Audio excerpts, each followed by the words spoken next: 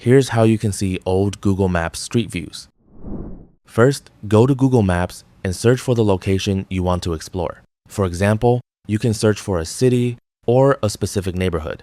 Once you found the location, zoom in and open Street View by dragging the yellow Street View icon from the bottom right corner onto a street. After Street View loads, look at the top left corner of the screen. You'll see the date when the current Street View image was captured.